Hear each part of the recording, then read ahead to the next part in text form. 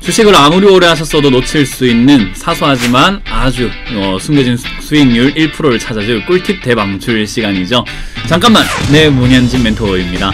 오늘도 여러분들이 역시나 누구에게 물어보기는 너무나 부끄럽고 그리고 모르고 넘어가자니 조금 찝찝한 그런 내용들 한번 해볼까 하는데, 이거 할 때마다 지금 정말 마음이 아픈 거는 조회수가 너무 많이 안 나와요. 그래서 이걸 굳이 오래 해야 되는 것인가, 많이 봐야지 그래도 이렇게 하는 맛이 있는데, 역시나 여러분들이 꾸준히 볼 때까지 일단 영상을 찍어 올려보도록 하겠습니다. 자, 일단 여러분들 그래도 보고 계시는 분들이 그래도 한 500~600명 정도 이렇게 되고 있고, 앞으로 막 10만 명까지 갈 거를 기대해 보면서 잠깐만 계속 한번 달려와 보도록 할게요. 자, 일단 오늘은요, 주식을 접하게 된 이유가 될 수도 있을 것 같고요. 그리고 여러분들이 주식을 하다 보면 정말 궁금한 내용일 수도 있고요. 또는 주식을 하지 않았을 때라도 궁금할 수 있는 내용이에요. 바로 펀드인데요. 솔직히 우리가 펀드라고 하면은 대충 주식 비슷한 거겠지, 뭐 투자 비슷한 거겠지 라고 생각은 하지만요, 딱 깨놓고 펀드가 뭐야? 라고 하고, 그리고 주식이랑 차이가 뭐야? 라고 하고, 그리고 주식을 아예 안 하시는 분들 입장에서는요, 펀드가 뭐지? 주식이 뭐지? 이런 고민을 하게 돼요. 그래서 오늘 그런 내용들 한번 담아봤습니다. 아무리 오래 하셨어도 놓칠 수 있는 부분이기 때문에요, 한번 재밌게 들어보시길 바라겠습니다.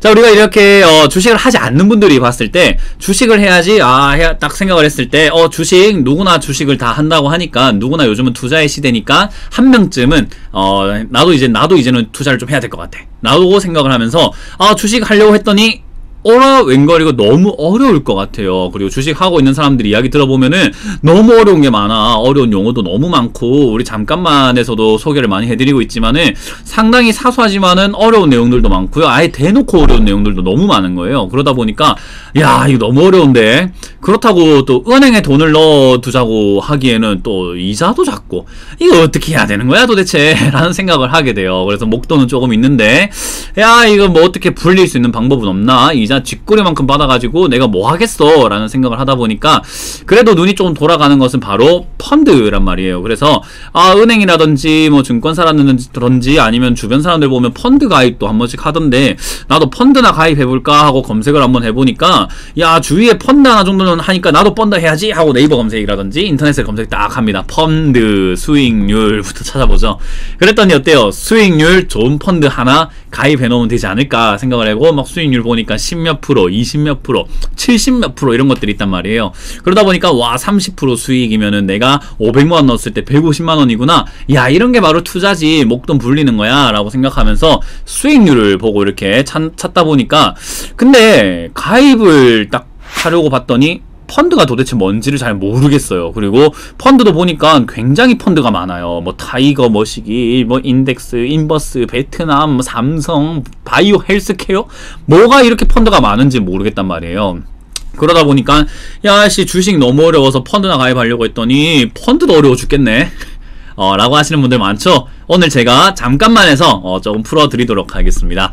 과연 이 펀드란 무엇인가, 주식이란 차이는 무엇인가에 대한 이야기 나눠볼 텐데요. 일단 펀드가 뭐죠? 자, 펀드는요, 사람들의 돈을 모아서 투자를 해주는 상품이에요. 그러니까 주식은 여러분들이 직접 투자를 한다면요, 펀드는 사람들이 돈을 모아가지고 그 모아진 기금, 펀드 기금을 가지고 그걸 가지고요, 뭉칫돈을 만들어서 어느 일정한 뭐 분야에다가 투자를 해주는 상품입니다. 거기서 나오는 수수료가 생길 거고요, 수익률을 이제 수수료로 받아가기도 하고요, 수익이 안 나더라도 수수료는 항상 이렇게 일임을 하는 거기 때문에 수수료를 낼 수밖에 없다. 그래서 약간 수수료가 많이 나올 수밖에 없지만 운용하는 사람이라든지 내가 어떤 상품을 선택하느냐에 따라서 수익률이 많이 달라진다라고 보면 될 것 같아요. 그래서 일단 어디에 투자하느냐가 사실은 전략이 많이 달라집니다. 어느 쪽에다 투자할 것인지에 따라서 전략이 많이 달라지는데요, 어디에 투자할 것인지를 정하는 그 용어가 바로 기초자산이다 라고 보면 돼요. 내가 뭐 코스피가 올라가면 수익이 나도록 설정이 되어 있는 상품에 투자할 수도 있는 거고요, 또는 인버스라고 하죠. 지수가 떨어지게 되면 오히려 내가 수익이 나게 되는 반대로 움직이는 상품도 있게 되는 거고요, 또는 삼성 계열사들만 쭉 모아서 삼성 펀드라는 것도 생기게 되고요, 코스피 2에서 200 종목을 모아서 만들어져 있는 상품에 좀 분할로 이렇게 투자를 하게 되는 또 코스피 200 주식도 있고요. 여러가지 상당히 많은 섹터가 나뉘게 돼요. 그리고 사실 주식뿐만 아니라요, 금 펀드라고 해가지고요, 금 시세에 따라서 또는 유가 펀드라고 해서요, 유가의 움직임에 따라서 또는 부동산도 관련된 펀드가 있다라는 거, 상품 굉장히 많아요. 또 우리가 보면은 명품에 투자하는 펀드도 있다라고 하더라고요. 명품 값어치가 오르냐 내리냐에 따라서 상품의 가치가 달라지는 거죠. 그만큼 어디에 투자하느냐에 따라서 여러분들이 전략이 달라진다는 것을 기억하시면 좋고요.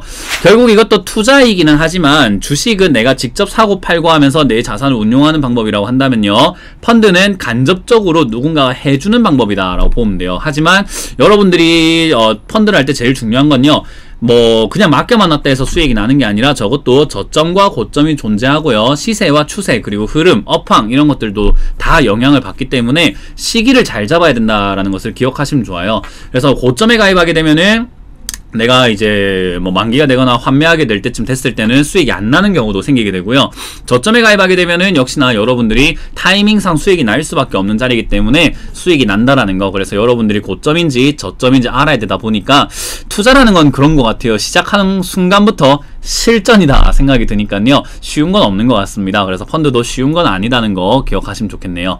자, 그럼 여러분들이 펀드를 하기 전에 어떤 것들을 체크하면 좋을까, 제가 3가지를 추려봤는데요. 잠깐만 한번 보도록 하겠습니다. 자, 일단 첫 번째, 아까 제가 이제 사연 소개를 해드릴 때 지난 수익률을 보고 펀드 상품을 고르시는 분들이 많다라고 했는데요.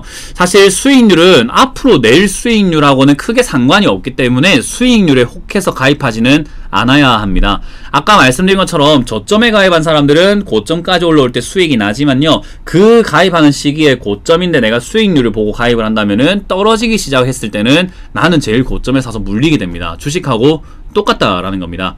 그래서 수익률이 좋다라는 말은 그만큼 급등을 했다, 너무 좋아졌다라는 말이기 때문에 앞으로 더 좋아질 수 있는지에 대한 관심이 조금 필요한 거고요. 뭐 수익률이 좋다고 해갖고 무조건 가입하면 그만큼의 수익을 보장하는 것은 아니다는 거 꼭 기억을 하시면 되겠습니다. 자, 그리고 두 번째, 어떤 기초자산에 투자하는지는 정확하게 알고 있어야 됩니다. 예를 들어서 삼성계열사에 투자했다면 삼성계열사의 주식들이 어떻게 움직이는지 또 봐야 될 거고요. 금에 투자했다면 금이 어떻게 움직이는지, 유가펀드에 가입했다면 유가가 어떻게 움직이는지에 대해서 관심을 가져야 돼요. 그래서 아무래도 증권사 직원들은 뭐 아무래도 자기 이렇게 뭐 그 할당량 같은 게 있는 거잖아요. 그래서 여러분들이 실적을 올리기 위해서 여러분들께 이렇게 적극적으로 추천할 수 있는데 그런 것만 보고 여러분들이 가입해서는 안 된다라고 생각이 듭니다. 물론 증권사에서 소개를 제대로 하지 못하는 뭐 탓도 있겠지만은 그래도 뭐 남 탓할 필요는 없이 내가 잘 알아야 된다는 거. 그래서 이왕이면은 펀드 상품을 고르실 때 내가 관심 있는 분야를 하면은 여러분들이 뉴스를 보기에도 좀 편하고, 평소에 관심이 있다 보니까는 뭐 그래도 저점과 고점을 정확하게 모르더라도 아무것도 모르는 걸 하는 것보다 나아요. 그렇기 때문에 그걸 좀 관심 있게 보시면 좋겠고요. 그리고 세 번째로는 역시나 펀드도 결국 투자 상품이에요.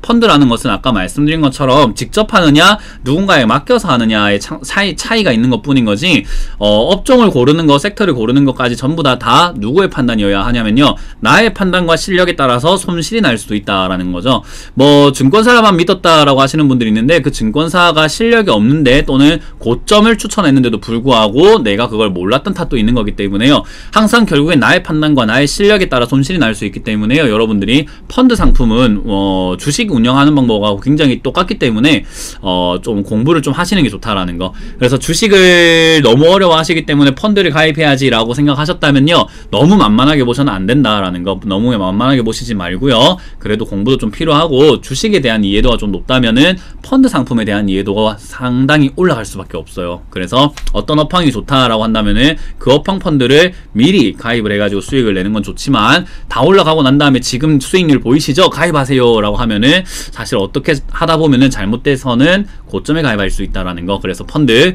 여러분들이 좀 증권사에서 많이 추천을 하고 은행에서도 많이 추천을 하고 주변 사람들이 뭐 펀드 이야기를 많이 할 수도 있는데요, 너무 현혹되지 마시고 역시나 이것도 투자기 때문에 신중한 판단과 나의 실력을 키우시는 것이 좋다라는 조언을 드려보도록 하겠습니다.